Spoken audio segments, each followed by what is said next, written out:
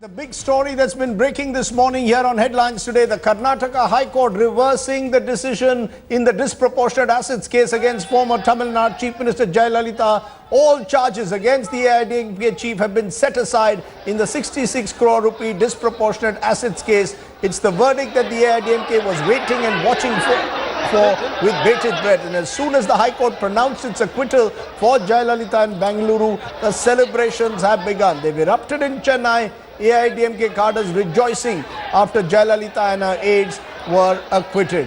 This effectively paves the way for Jayalalithaa to return as Chief Minister of Tamil Nadu if she wishes. Remember, elections in Tamil Nadu are due in May next year, and Jayalalithaa had resigned after the adverse verdict in September last year. Her aide Paneer Selvan had taken over.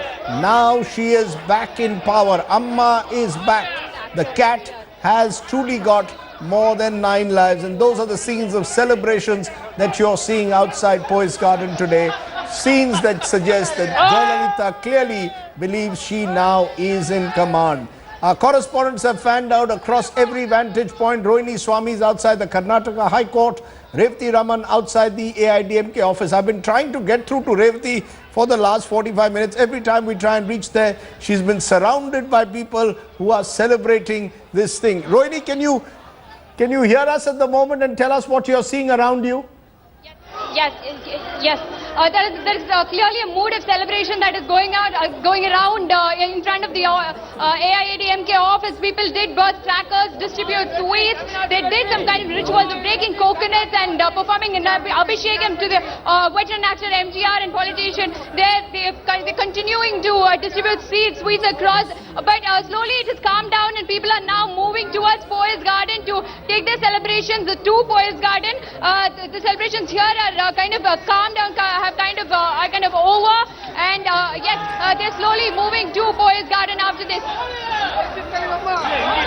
Right. Those are, meanwhile, let me also tell you that it's not just Jayalalithaa, but all the others who have been acquitted. That includes her key aide Shashikala. Kalyani, you were pointing towards that, but Mani, that's important. That it's not just Jayalalithaa. Shashikala also gets a fresh lease of life, as does the former Tamil Nadu Chief Minister. So this is an inevitable one as far as the Prevention of Corruption Act is concerned. Among the four, yes, Jayalalithaa was the only public servant. Other three were not public servants. Right. So if Jayalalithaa is acquitted, so is the case with other three. What does this show about the Prevention of Corruption Act? Does it show the limitations of the Prevention of Corruption Act? There is already an attempt being made in the Supreme Court where the evidence now will have to be given as per the amendment suggested. By the prosecution will have to show that they have enough evidence to prosecute a public servant. The public servant doesn't need to prove, in this case an MP and a chief minister, doesn't need to prove where he or she acquired these assets. Do you believe that the Prevention of Corruption Act, given the way it is structured at the moment, needs amendments? I mean, some of them are unfair to the bureaucrats. Some of them, and an important amendment is now being brought in through Parliament to suggest that simply because I make a policy that may eventually cost the state financially, that doesn't mean it's an act of corruption.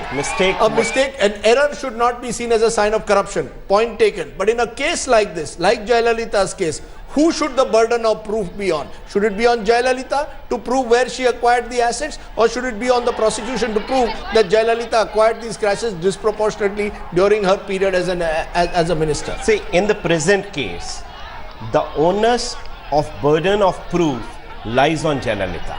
Right.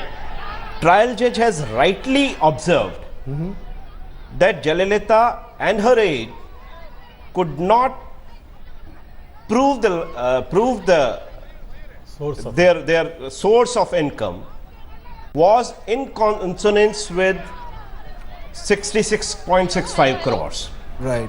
See, if you look at the basis of this, that is FIR 1997, 98, 1918, 990, her income was shown as nil, and it was hooped up to 66.65 crores.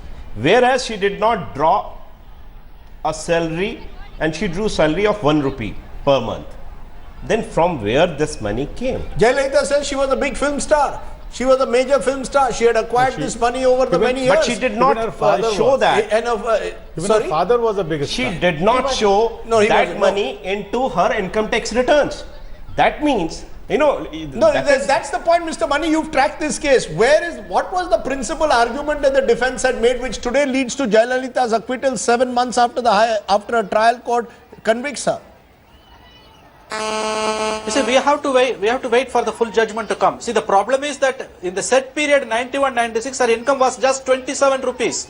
So the case revolves around that 5-year period. She has to prove that she has an income of 66.65 crores during that period. On that presumption only the trial judge has convicted her. We have to see the full judgment of the High Court, and moreover, I just wanted to add one thing, that the road doesn't end here. The state of Karnataka is the prosecuting agency here, not the Tamil Nadu government. I'm just going to stop you for a moment.